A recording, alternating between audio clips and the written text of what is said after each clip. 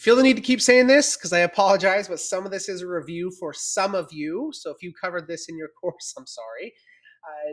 Learning management systems and ed tech in the classroom, one of the most powerful advantages it provides us is differentiation, meeting the needs of all levels of learners. There's a couple different ways we can do that. Offering choices on how to engage with your learning, on where to consume your information, how to consume your information, how to display your learning can be very, very powerful. So maybe in one lesson, students could write their responses, record their responses, or draw their responses. All of those things can be collected through Canvas, right? So if you were to make an assignment and allow students to upload in a variety of ways, that's one way to go about that. The other really powerful tool is to generate online discussions. So that's the one that I'm going to run through here just very quickly. I'm going to drop this in my class resources here. I'm going to add, and I'm going to come down here to discussion. Okay. Example discussion. I'm going to add that in here. And if I come in here to edit that,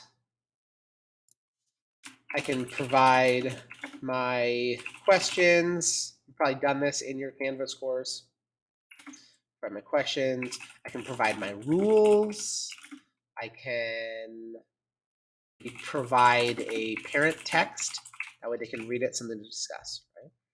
And I can allow these threaded replies, meaning they can reply to each other and have those ongoing conversations. I can drop in a podcast feed, which I think is a super cool idea. I've never used that. I just love that that's there.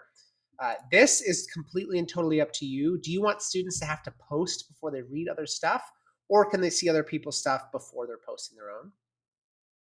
And then these like reaction pieces in here as well. One thing that I have not covered, so we're going to hit save.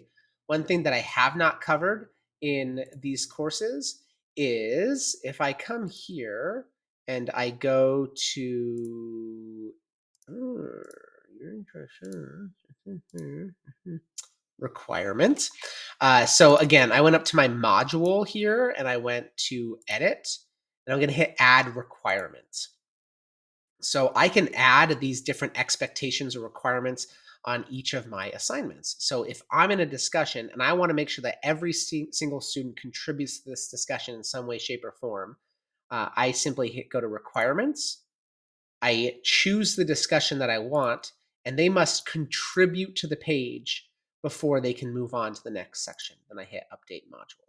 Then taking into account, did I allow them to see other people's responses before they could post? What level of scaffolding do my students need? I have yet to find a way to differentiate this on the individual student or granular level, but that's up to you as a teacher to decide how you want to go about doing that. If you would like to do that and allow students the option to, like, some participate and some just kind of lurk or read, you could be using third-party tools like Padlet or Flipgrid to embed in here.